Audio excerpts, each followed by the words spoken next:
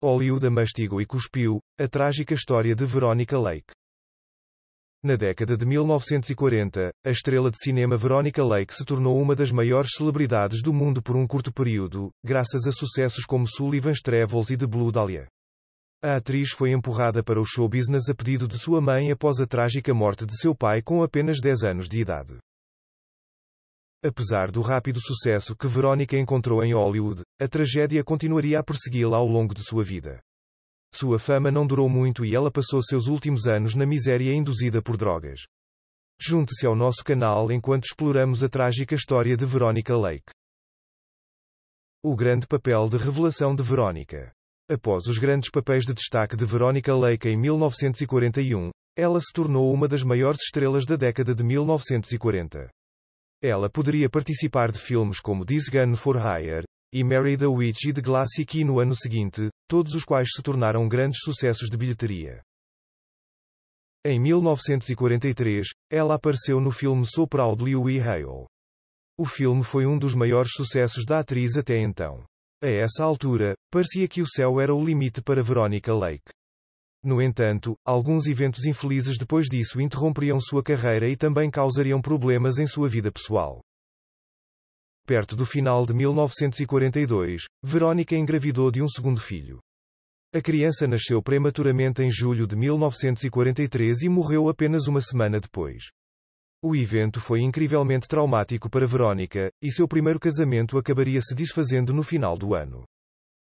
Além desses problemas pessoais, 1944 também viu Veronica receber alguma atenção negativa por seu desempenho supostamente ruim no filme The Hour Before Dawn, que foi um filme da Segunda Guerra Mundial no qual ela retratou um simpatizante nazista. Segundo os críticos de cinema, o sotaque alemão de Veronica Lake no filme The Hour Before Dawn não foi muito convincente. Após uma série de sucessos, essa atuação marcou o primeiro grande fracasso de Veronica em Hollywood. Posteriormente, a Paramount Pictures perderia um pouco de sua confiança na atriz e começou a escalá-la para projetos que não tiravam o máximo proveito de seus talentos. Alguns dos outros erros da atriz durante o período incluíram suas atuações nos filmes Hold That Blonde e Out of This World.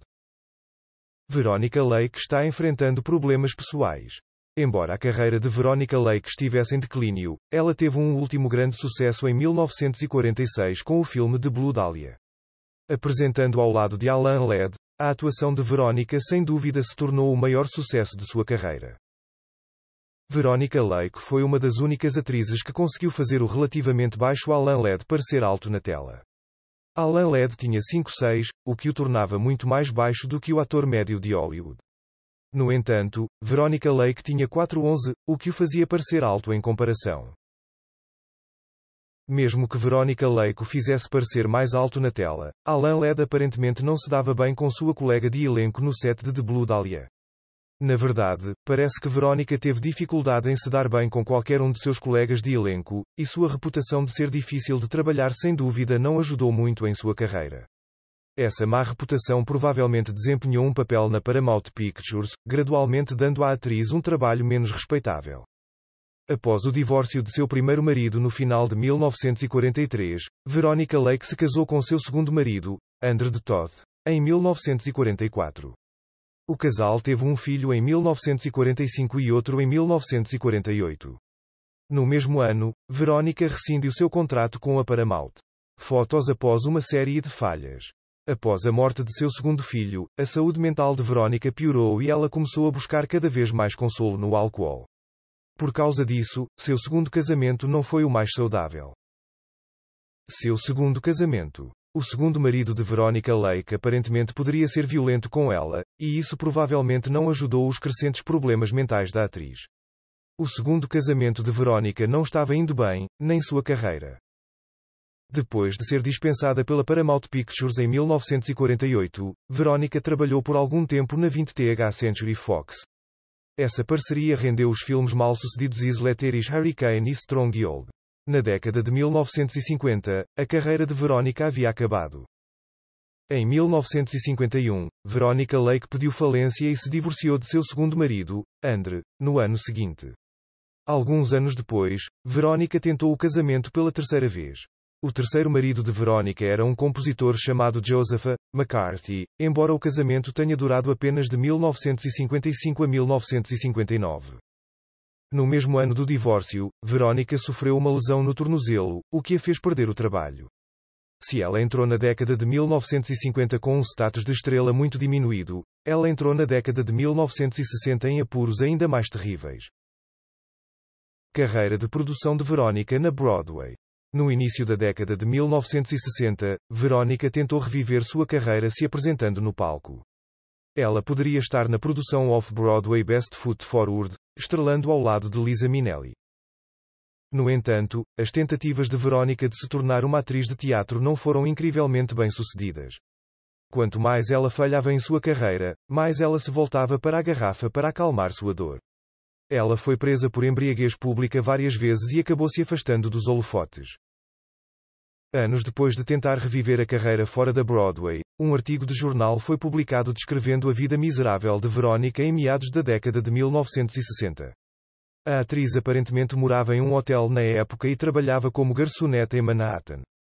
O artigo foi um sucesso e levou a um pequeno renascimento da carreira da atriz. Ela começou a conseguir algum trabalho na televisão. E ainda voltou ao cinema em 1966 com o filme Footsteps in the Snow.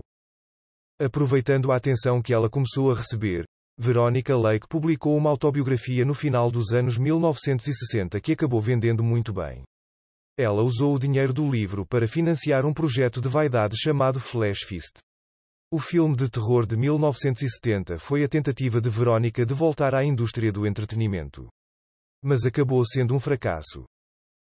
Após o fracasso de Flash Fist, Veronica mudou-se para a Inglaterra por um período de tempo, onde conheceu e se casou com seu quarto e último marido. Este marido era um homem chamado Robert Carlton Munro. O casamento durou incrivelmente pouco e Veronica voltou à América em 1973. Mais tarde, no mesmo ano, ela faleceu. Veronica Lago Morte. Durante a estada de Veronica na Inglaterra, seu estado físico e mental piorou consideravelmente. Ela acabou falecendo em julho de 1973, vítima de hepatite. Veronica Lake tinha apenas 54 anos na época de sua morte. Não houve muitas pessoas que compareceram ao seu funeral em Manhattan. Embora Veronica tenha morrido sem muito alarde, ela continua sendo reconhecida como uma atriz prominente da Era de Ouro. Veronica Lake pode ter sido uma estrela famosa por cerca de uma década, mas foi o tempo suficiente para ela deixar uma impressão permanente na indústria do entretenimento. Agora é a hora de ouvir de você. Você sabia que Veronica Lake foi empurrada para o show business a mando de sua mãe e que ela se casou 5 vezes durante seus 53 anos?